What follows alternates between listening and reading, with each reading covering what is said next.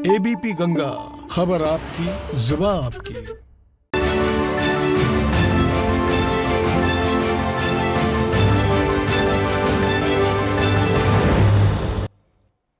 नमस्कार, एबीपी गंगा देख रहे हैं आप। मैं अवधेश इस वक्त की बड़ी खबर के साथ बुलेटिन की शुरुआत करते हैं। कोरोना वैक्सीनेशन को लेकर सबसे बड़ी खबर आ गई है। जिस तारीख का इंतजार था उस तारीख का ऐलान हो गया है। 16 जनवरी से कोविड वैक्सीन लगेगी और सबसे पहले फ्रंट लाइन वर्कर्स को ये वैक्सीन लगाई जाएगी। 50 साल के ऊपर के नागरिकों को वैक्सीन लगेगी, लेकिन सबसे पहले जो कोरोना से पहली पंक्ति में लड़ रहे हैं लड़ाई, उनको ये वैक्सीन लगेगी और 16 तारीख से ये काम शुरू हो जाएगा। 16 जनवरी की तारीख तय हो गई है। कोरोना को लेकर बड़ी खबर आ रही है, वैक्सीनेशन को लेकर बड़ी खबर आ रही है। 16 जनवरी से देश भर में वैक्सीनेशन की प्रक्रिया शुरू हो जाएगी और सबसे पहले जो 3 करोड़ फ्रंट लाइन वर्कर्स हैं उनको ये वैक्सीन लगाई जाएगी। 50 साल के ऊपर के नागरिकों को वैक्सीन लगाई जाएगी।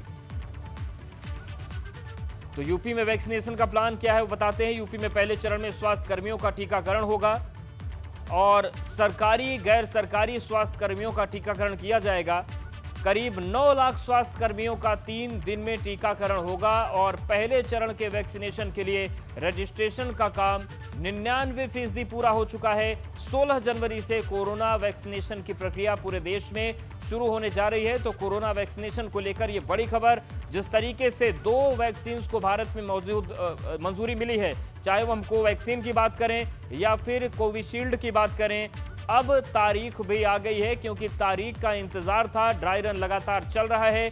11 तारीख को उत्तर प्रदेश में एक बार फिर से ड्राई रन हो रहा है और इन सब के बीच ड्राई रन से आगे जो असल में वैक्सीनेशन की प्रक्रिया शुरू होने वाली है उसकी तारीख भी अब सामने आ गई है, ऐलान हो गया है। उत्तर प्रदेश की बात करें तो करीब 9 लाख स्वास्थ्य कर्मियों का 3 दिन में टीकाकरण होगा और उसके बाद प्राथमिकता में 50 साल से ऊपर की उम्र वाले लोग होंगे। तो कोरोना वैक्सीनेशन को लेकर बड़ी खबर, 16 जनवरी से कोविड वैक्सीनेशन की प्रक्रिया देश भर में शुरू हो जाएगी। और हमारे साथ दिल्ली से अविनाश तिवारी, लखनऊ से ब्यूरो चीफ वीरेश पांडे और देहरादून से ब्यूरो चीफ अजीत सिंह राठी जुड़ गए हैं। अविनाश, जिस तरीके से पूरी प्रक्रिया आगे चलेगी, क्या कुछ प्लान है, क्या विस्तृत प्लान सामने आ गया है कि पहले फ्रंटलाइन वर्कर्स, उसके बाद कौन, उसके बाद कौन, क्या पूरी प्रक्रिया रहेगी? देखिए उद्देश्य अगर बात करें तो पहले फ्रंट लाइन वर्कर्स को ये कोरोना वैक्सीन दी जाएगी, जिससे कि जो स्वास्थ्य व्यवस्था है उसको सुदृढ़ किया जा सके, उसको मजबूत किया जा सके। उसके बाद सफाई कर्मियों को दी जाएगी। उसमें नगर निगम के सफाई कर्मी हैं जो अस्पताल में तमाम तरीके से सफाई करते हैं, उनको है। उसके बाद फिर अगर बात करें तो फिर पुलिस कर्मियों को दी जाएगी क्योंकि वही फ्रंट लाइन वर्कर्स है। और फिर 50 साल से ऊपर के जो लोग हैं उनको, और जो 50 साल से नीचे गंभीर बीमारियों से जूझ रहे हैं उनको वैक्सीन दी जाएगी। अगर बात करें तो काफ़ी तैयारियां की गई है, चाहे उत्तर प्रदेश की बात करें, उत्तराखंड की बात करें या देश के तमाम सारे अन्य राज्यों में। खुद मुख्यमंत्री योगी आदित्यनाथ ने अभी जानकारी दी है कि लगभग 1500 वैक्सीनेशन सेंटर बनाए गए हैं और 1300 कोल्ड चेन स्थापित की गई है। मतलब अगर देखिए तो ये मोटा मोटा आंकड़ा है। 75 जिले हैं उत्तर प्रदेश में और 1500 वैक्सीनेशन सेंटर्स बनाए गए हैं। यानी कि अगर आप देखें तो मोटा मोटा एक जिले में 20 वैक्सीनेशन सेंटर रहेंगे। तो ये काफी व्यापक तौर पर वैक्सीनेशन का कार्यक्रम होगा, जिसके लिए तमाम सारे राज्यों ने पहले से तैयारियां की थी। बिल्कुल, और उत्तर प्रदेश का आप जिक्र कर रहे हैं तो लखनऊ का रुख कर लेते हैं। वीरेश जी, जिस तरीके से पूरी ये प्रक्रिया है, कोल्ड चेन स्थापित हो चुकी है, 11 तारीख को एक बार फिर से ड्राई रन होगा। अब क्या माना जाए कि 11 का ही ड्राई रन आखिरी है, उसके बाद सीधे मैदान में उतरेंगे और 16 तारीख से उस पूरे फॉर्म में आना है जो 11 को आखिरी एक ड्राई रन होगा?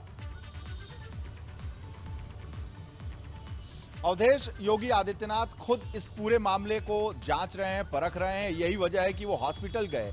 हॉस्पिटल में जाने के बाद जो एक्सपर्ट्स हैं उनसे मिले, डॉक्टरों से मिले। ड्राई रन का वैक्सीनेशन जिस तरीके से चल रहा था उसको आप अगर देखें तो मुख्यमंत्री जिस तरीके से कोशिश कर रहे हैं और बैठक कर रहे हैं, उससे साफ जाहिर है कि 16 तारीख को उससे पहले ही तैयारी कर ली गई है उत्तर प्रदेश सरकार के द्वारा। और जब 16 तारीख को वैक्सीनेशन शुरू हो जाएगा तो ऐसे में जो सरकार की तैयारी है लगातार निरंतर चल रही है, उसका असर उत्तर प्रदेश में देखने को मिलेगा। और यह विश्वास उत्तर प्रदेश की सरकार पर करना होगा, क्योंकि टीम 11 की बैठक निरंतर चल रही है। यानी कब से चल रही है? मार्च से चल रही है और आज भी चल रही है। तो ऐसे में यह तैयारी सतत चल रही है और उसी का परिणाम होगा कि जब वैक्सीनेशन हमें लगाना है, यानी 16 जनवरी को पूरी मुस्तैदी के साथ सरकार इस काम में जुट जाएगी। इसकी तैयारी बहुत पहले से कर रखी है और यही वजह है कि ड्राई रन में आपने देखा कि जो वैक्सीनेशन है, मुख्यमंत्री जा रहे हैं, स्वास्थ्य मंत्री जा रहे हैं, जो अपर मुख्य सचिव स्वास्थ्य हैं वो चेक कर रहे हैं। तो कोई कोर कसर न रहे, सरकार के स्तर इस पर लगातार निगाहें बनी। और इन सब के बीच सीएम योगी ने क्या कुछ कहा है, वो बयान सुनवा देते हैं दर्शकों को, जिसमें उन्होंने वैक्सीनेशन के पहले चरण का प्लान बताया था। प्रथम चरण में प्रदेश के 9 लाख हेल्थ वर्कर्स को हमें इस वैक्सीन को उपलब्ध करवाना है।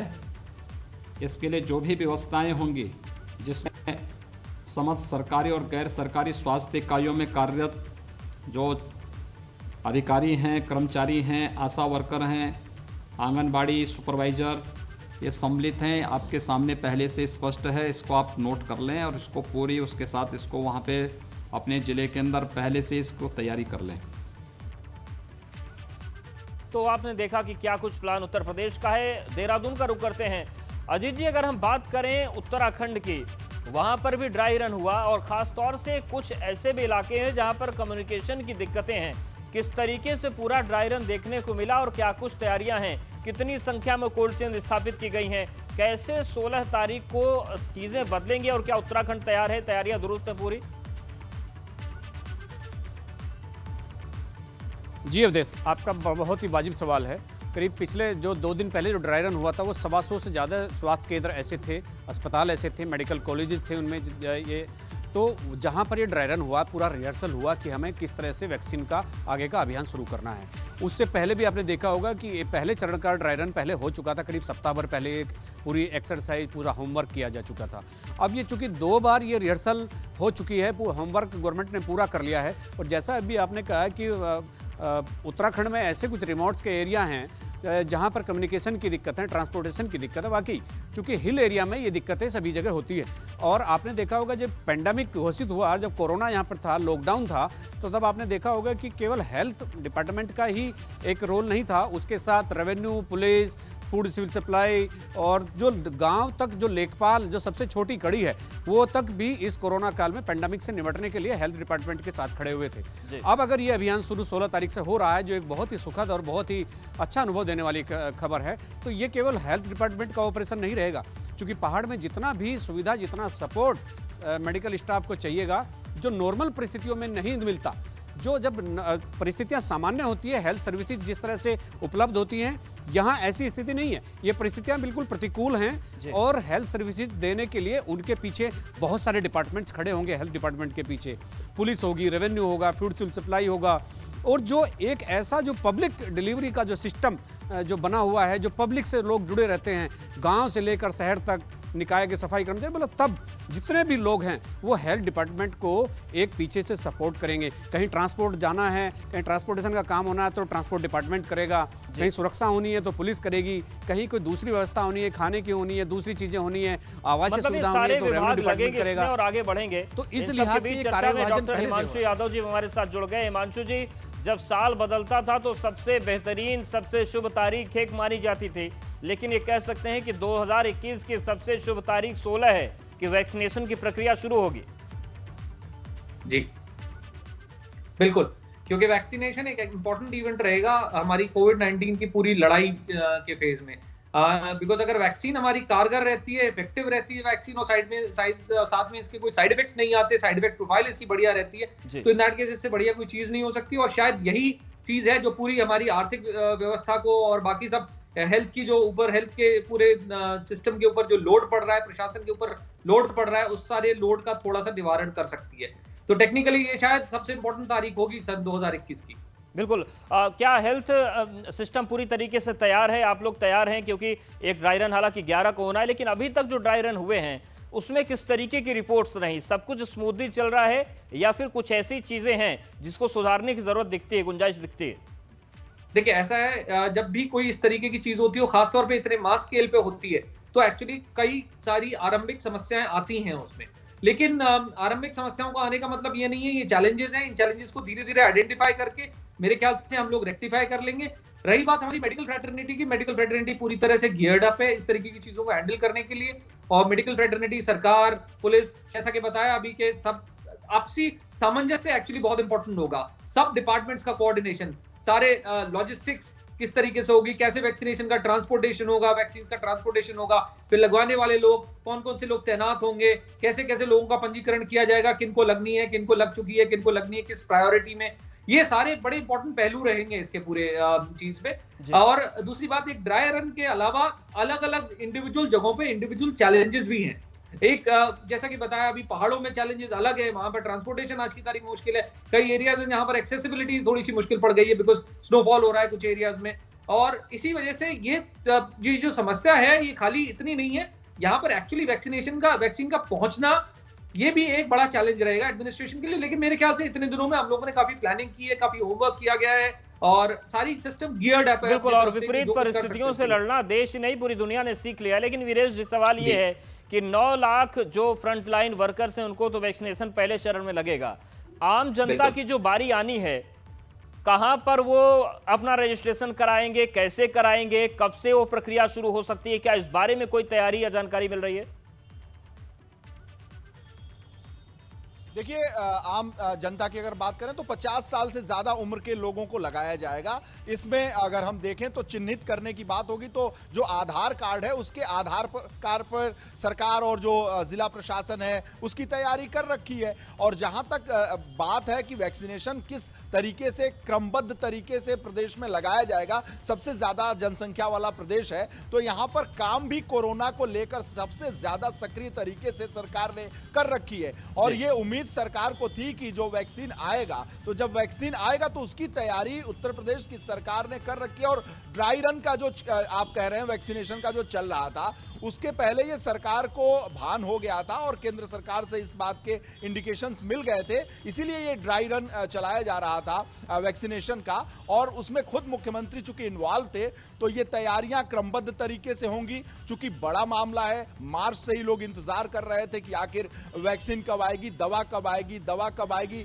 हर लोगों के मन में एक बात थी, एक शक था कि कब आएगी दवा, बन पाएगी कि नहीं बन पाएगी। लेकिन ये बहुत ही सुखद खबर है कि 16 जनवरी से वैक्सीनेशन अब प्रदेश में शुरू हो जाएगा। तो ऐसे में सभी के लिए बहुत ही शुभ दिन होगा 16 जनवरी अगर हम कहें तो। और क्योंकि मार्च से ही लोग आशंकित थे और ये आज क्षण जो एबीपी गंगा के दर्शकों को हम बता रहे हैं कि अब वैक्सीनेशन की तैयारी हो गई है, 16 जनवरी से लगेगा, तो सभी लोगों के मन में बहुत एक तरह से हर्ष है इस बात को सुन के, क्योंकि आखिर वो दिन आ ही गया जिसका इंतजार किया जा रहा था। कोरोना लेकिन जैसी विभीषिका से लोग जूझ रहे थे, उसको जिसका इंतजार चल रहा था। बिल्कुल अविनाश, अब सवाल ये है कि किस तरीके से राज्यों को ये वैक्सीन आवंटित होगी, क्या पूरी प्रक्रिया होगी, कब से केंद्र की तरफ से राज्यों के वैक्सीन भेजी जानी शुरू हो जाएंगी? क्योंकि अगर 16 से वैक्सीन लगनी है तो वक्त बहुत कम बचा है। देखिए उद्देश्य, 2-3 जानकारियां हैं जो मैं देना चाहता हूं। पहली जानकारी ये है कि सीरम इंस्टीट्यूट का जो पुणे में मुख्यालय है वहां से 41 सेंटर्स चुने गए हैं। उन 41 सेंटरों में आज से वैक्सीनेशन जो है डिलीवरी होने शुरू हो जाएगी। आज से भी स्टार्ट होगा और कल भी ये वैक्सीनेशन की जो डिलीवरी रहेगी वो स्टार्ट रहेगी।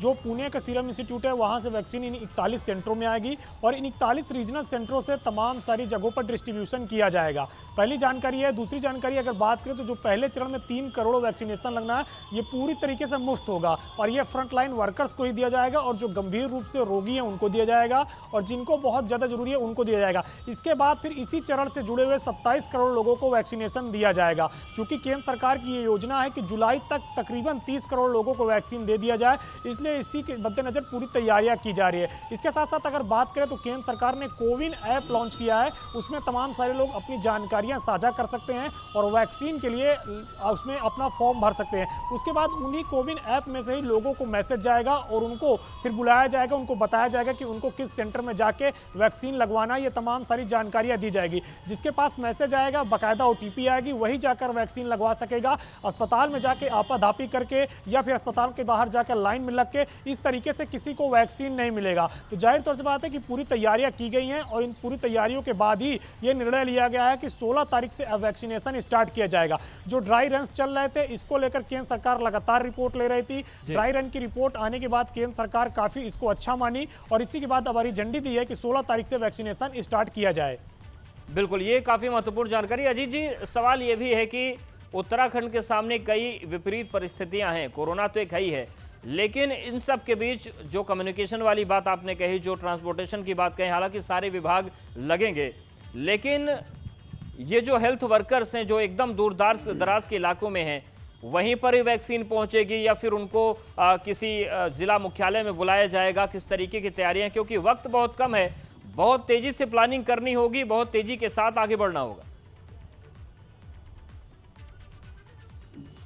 अवधेश, देखिए, मैं एक बात तो बहुत स्पष्ट कर देना चाहता हूं कि चूंकि ये हिल स्टेट है और हिल स्टेट इंडिया में कश्मीर और हिमाचल, हमारे जो सीमावर्ती राज्य है हिमाचल में, वहाँ भी इसी तरह की परिस्थितियां हैं। तो भारत सरकार ने और राज्य सरकारों ने वहाँ के लिए अलग से ऐसा कोई प्लान जरूर तैयार किया होगा जो वो समय आने पर उसका अपना चित्रण सामने रखेंगे। दूसरी बात क्या है अवधेश की, जो हिल एरिया है वहाँ मरीजों की संख्या अपेक्षाकृत मैदानी क्षेत्रों से कम है। जितने मरीज देहरादून में हैं उतने पूरे गढ़वाल के सभी जिलों में मिलाकर भी नहीं है। तो मरीजों की संख्या जहां जनसंख्या का ज़्यादा घनत्व है वहाँ मरीजों की संख्या ज़्यादा है। चूँकि पहाड़ में ऑलरेडी पलायन बहुत हो चुका है, पूरे के गांव खाली पड़े हैं। फिर जो लोग पहले प्रवासी लोग आए थे वो आ चुके हैं। अगर उनमें से जितने भी लोग गए हैं तो उनमें से फिर लौट कर नहीं आया, तो जो ये जिसकी जो यातायात की हिस्ट्री थी, ये ट्रांसपोर्ट की हिस्ट्री संक्रमण की थी, तो उससे भी अब बचा जा सकता है। चूँकि लोगों का आवागमन बिल्कुल बंद हो गया है, जो लोग यहाँ रहना चाहते थे वो यहीं रुक गए हैं। बहुत सारे मरीज ऐसे हैं, मतलब हजारों की संख्या में मरीज ऐसे हैं जो ठीक हो चुके हैं। 20% लोग भी इस समय टोटल मामलों में इस समय हॉस्पिटलाइज नहीं होंगे। तो पहाड़ में अपेक्षाकृत जनसंख्या कम है तो मरीज भी कम है। ये एक बिल्कुल बहुत स्पष्ट बात है कि देहरादून, हरिद्वार, उधमसिंह नगर, नैनीताल पर खास फोकस रखना पड़ेगा, क्योंकि यहीं पर पॉपुलेशन की बहुत ज़्यादा मारामारी है। पूरे आपको मैं एक चीज़ और बता देता हूँ अवधेश कि 2011 की जनगणना के अनुसार पूरे उत्तराखंड की जितनी भी जनसंख्या है, जितनी भी आबादी है, उसका 45% हिस्सा इन 4 जिलों में वास करता है जो मैदानी जिले हैं, देहरादून, हरिद्वार, उधमसिंह नगर, नैनीताल।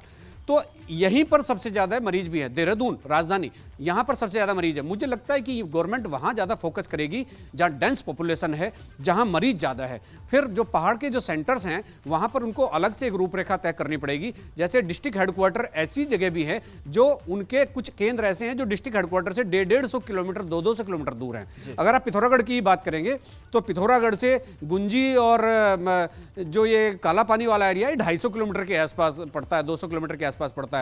इधर से अगर अल्मोड़ा से रानीखेत आएंगे तो भी आप 80-90 किलोमीटर जाएंगे। अभी आप देहरादून की मैं बात करूंगा, देहरादून से आपको अगर त्यूणी जाना हो तो 250 किलोमीटर पड़ेगा और त्यूणी देहरादून का हिस्सा है। तो ये भौगोलिक परिस्थितियां ये आदमी की बनाई हुई नहीं है, लेकिन आदमी को निपटना इसी से है। और चूंकि इस नई दुनिया की जो रचना होने जा रही है, डॉक्टर इसमें शिल्पी का काम करेगा और उसके साथ जो उसके निर्माण में, नई दुनिया के निर्माण में जो काम करेंगे वो दूसरे विभाग होंगे, वो दूसरे डिपार्टमेंट होंगे जो उनको सपोर्ट करेंगे। जी बिल्कुल।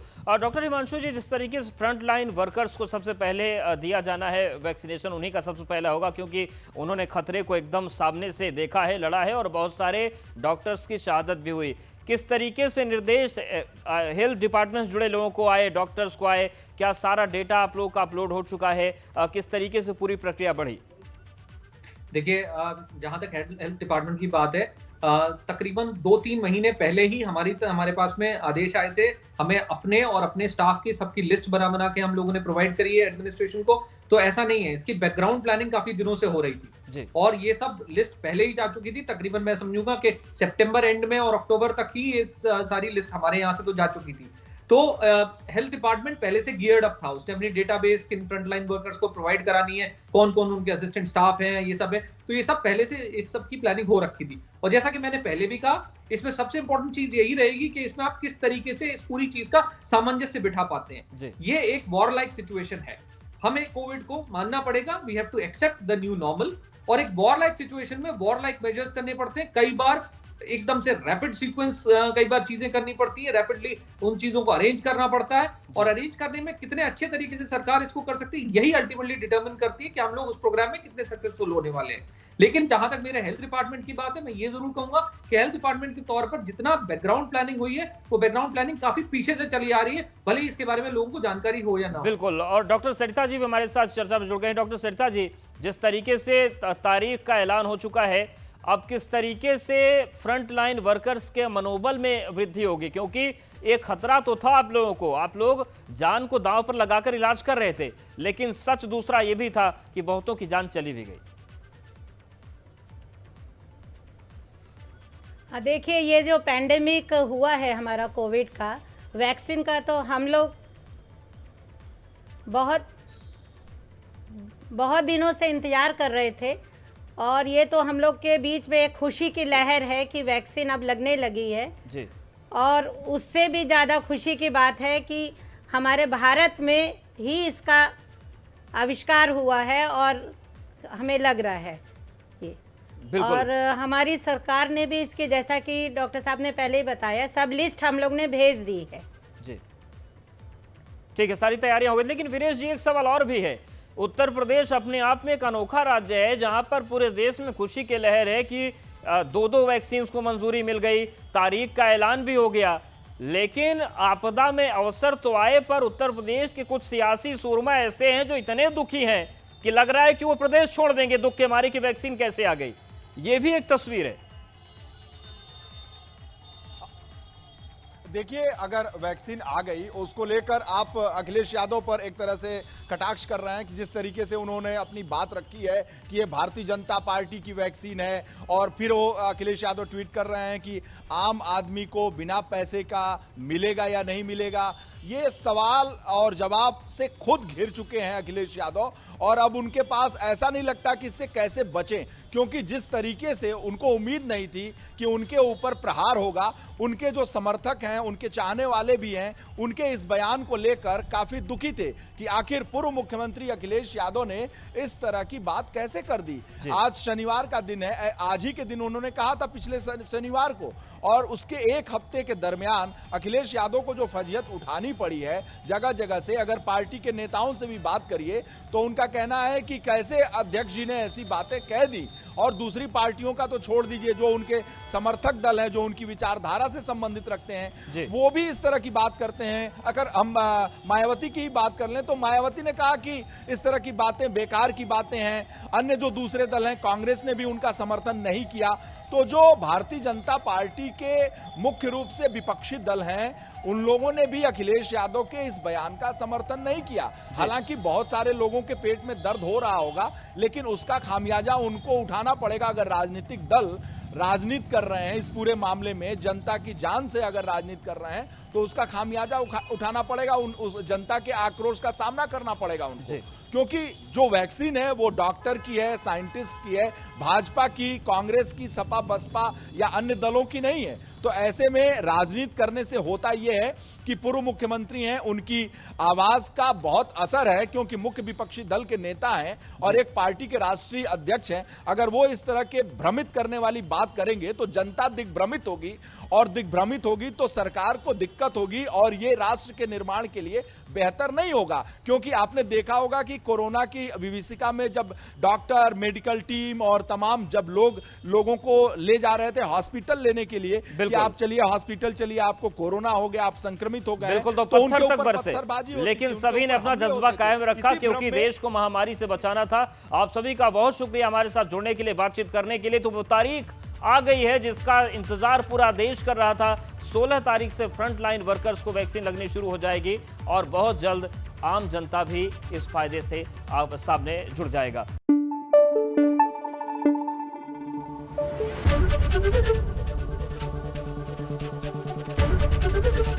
एबीपी गंगा, खबर आपकी, जुबान आपकी।